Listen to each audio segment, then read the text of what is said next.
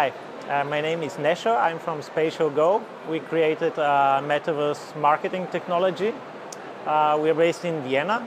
I have a great team of co-founders, and we are very happy to be here at the moment at Infoshare with so many people around and so intensive discussions with the right people. So you mentioned you deal with Metaverse, and Metaverse has been a very, let's say, hyped word lately. Can you explain to those who might have heard the word but are not sure what actually it is? Yes, I'll try. There are many explanations.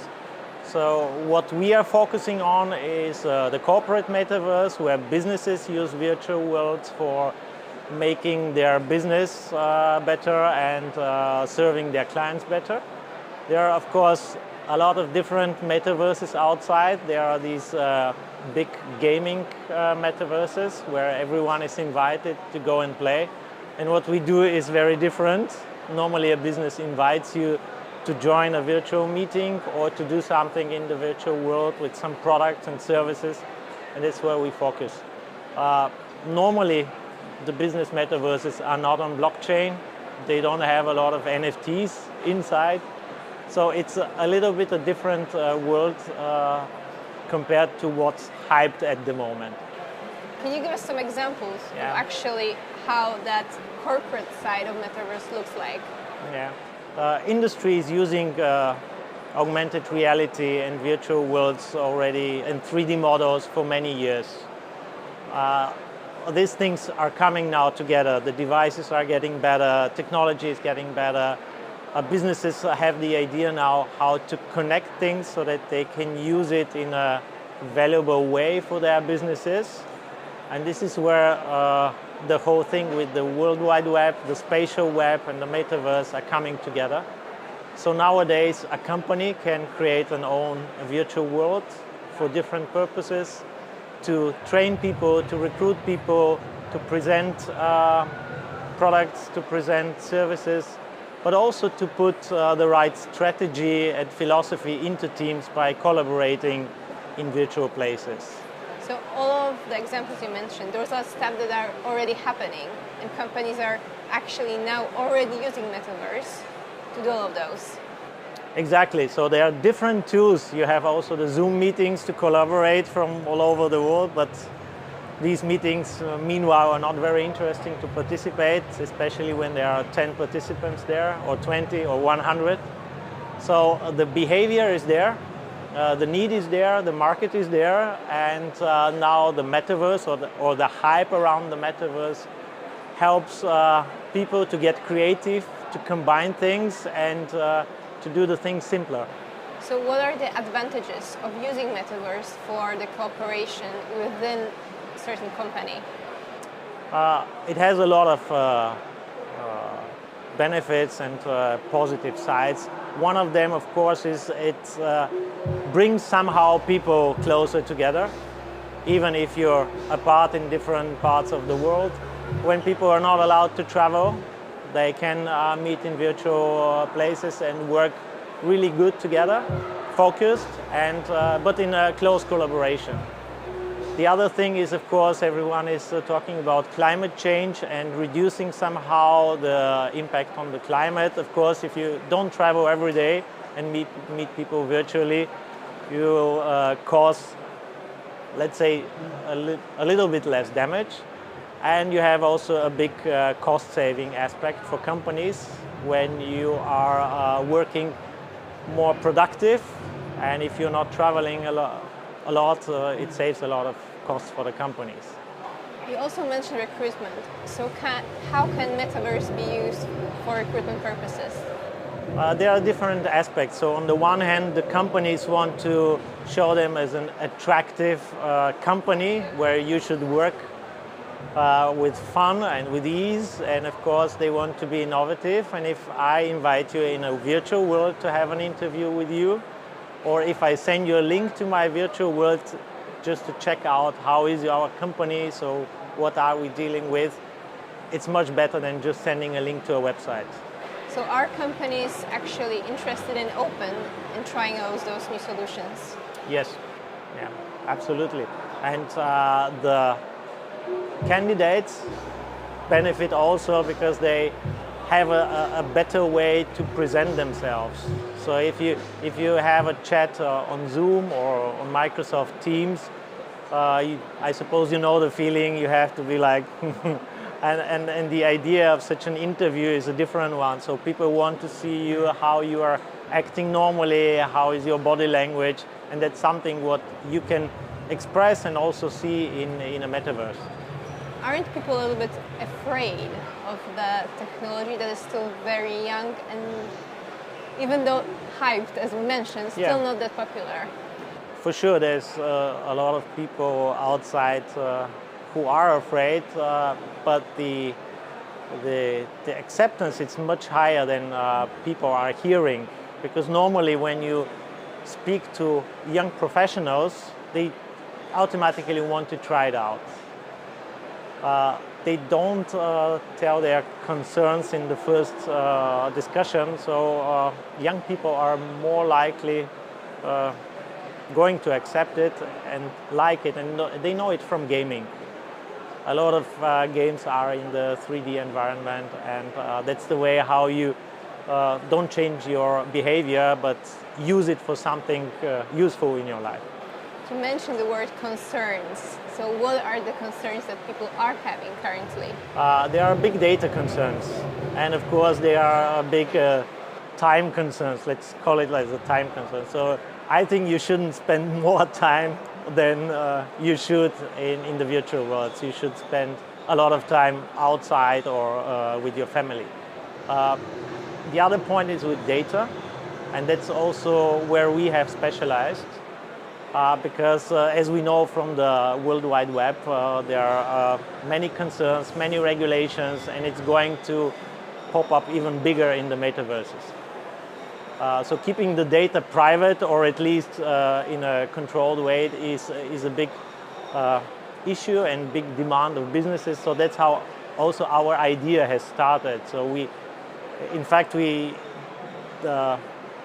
build your metaverse for your business purposes, but we also track data and help your existing CRMs and business intelligence systems to handle this data, what's happening in the metaverse. So basically your startup helps organizations get into metaverse and exist there. Yes, and use it for good business purposes. The data that has been created in some metaverses, which are open, or a big tech giant is holding the metaverse, they also own the data. In our case, we build a metaverse for the company, and the data is only within the company. So the client is using its own CRM, where the data is stored, and all of the data which is provided by the metaverse, by the behavior of people who are inside, is stored in the CRM of the client. So even we don't know what's happening there. And we're talking here about first-party data. So you create a world, you use it for your purposes, and you are still chief of your own data. Okay, so there's a lot of talk about data here. Yes. And you mentioned regulations. Are there already some regulations that cover the usage of that data? Yes, indeed. So at the end, businesses are falling under a lot of regulations. So it doesn't matter where the data has been produced or how you got the data. As a company, you have a lot of regulations what to do with the data. So even if it's coming from a metaverse, it is regulated. Of course, in businesses, you don't have so many restrictions like when doing things with private persons.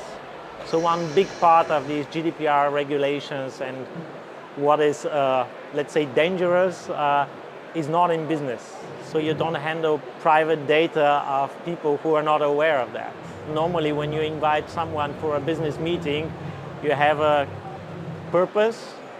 He's happy to share some insights with you. You are happy to share insights. So it's not such a big problem. It's a known problem. Most of the companies have their legal departments and legal solutions, which are totally applicable for metaverses. Do you have any favorite example of yours of how you help a certain company establish themselves in the metaverse?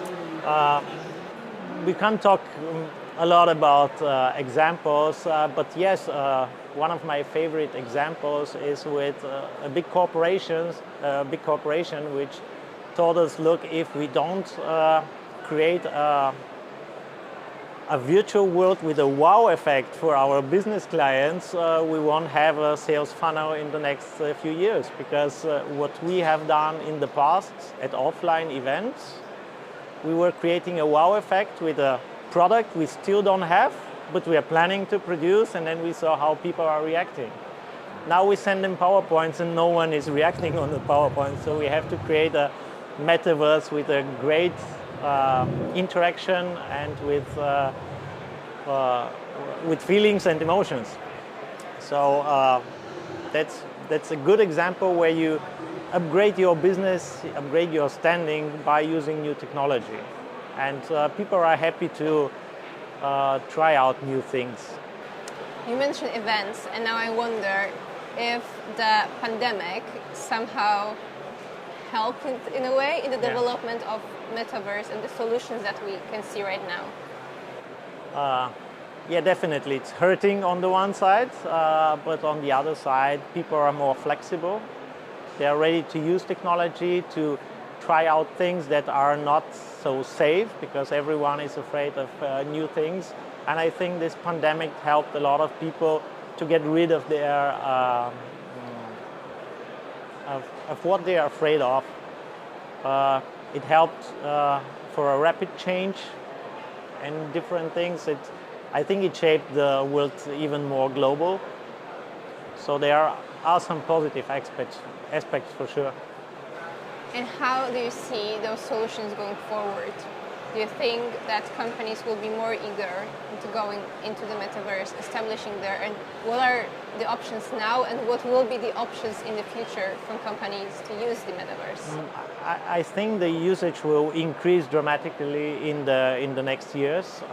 Nowadays, it's expensive to create a new strategy, to build a new world, or to take part in worlds which are already expensive. So if you try to go into these big metaverses, you have to pay a lot of money now for buying the land. Even if it sounds silly, that's a reality. What we and other market players are trying to do is to make this entry affordable. So by creating something what you really need, smaller but not so expensive. We're trying to put some know-how you would normally need to enter a metaverse as a new channel in a ready-made product. So it makes it easier for teams to get and to step into it. And the third point is we are making it useful for companies by delivering data. And that's the whole thing. Normally when you try to put something, an innovation into your team, there are people asking, so what? So let's do this, and so what? And when you have some answers like data answers or interests or examples, it helps to sell a new idea. So I think with the time, not only we but also other market players will find a way to make things simple, more simple, cheaper, and easy to operate. So you mentioned before cooperation with teams, you mentioned before recruitment. What are the other uses that are there on the horizon that might not be available for us yet, but we can see that it will happen, or it might happen? I think sales will come in the next years. There are a few big tech giants investing now in creating sales on the metaverse. It's still not here yet. I think this will explode in the next years. And of course, collaboration with 3D objects. Because the 3D objects we are using now in the metaverse are often nice to watch at, but they don't have anything inside, they're whole. With the time, when you see a car, you'll be able to step into the car and sit down and see all of the details, because nowadays when you see a car in the metaverse, it's only the outside, only what you see. So these things are going to happen very fast, and they are already on the horizon. Are there any roadblocks that's standing between us and those future possibilities? So you mentioned budget before, that budget can be an issue here for a company to come into and develop those technologies. Is there anything more? Yes, you mentioned already the fear. Getting out of the comfort zone is very hard for many people. And of course, technology. So we have very often the case that new products are coming with old technology because it's cheaper. So the technology has to develop fast, even faster than the acceptance of the people. Is there something that you're especially excited about? I mean, of course, in the metaverse. In the metaverse. We can repeat that. Is there anything that you're excited about in the metaverse? Yes, I'm excited about solutions I've already seen there where I haven't dreamed of such type of solutions.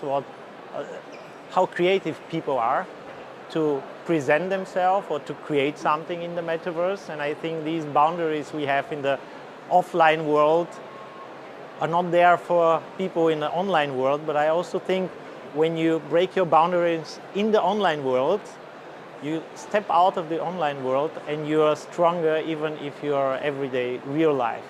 Because something in the head is happening and shows you there are no boundaries. There are parallel universes. So why not create my own universe in real life a different way? And we know when you change your mind, your environment changes. But on the other hand, do you see any risks there of us spending more time online maybe?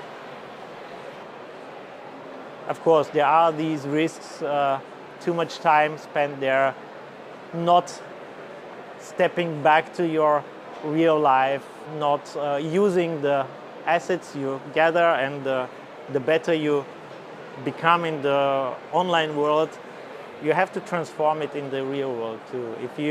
If you start talking in front of a big audience in the online world, which is also hard, when you handle it well, why not stepping out and start talking about a real audience and improve yourself in real life? So the risk is really to go too deep into the virtual worlds, to spend too much time and to give them even too much presence and power in your life. Do you think that in the future there will be this difference between how we perceive the, let's call this real offline world, and the virtual world, the metaverses that are there, or that it will become kind of one, it will be just the world in a way? I think the metaverses will be very, very intensively going into the direction with augmented reality, which is a real mix of the real world and some stuff you would need in real life. At the moment, the hype is very high for virtual worlds, but I think it will go much more into combining these worlds and getting the best out of the virtual world for your real life, for the offline world. Okay, thank you very much. Thank you very much.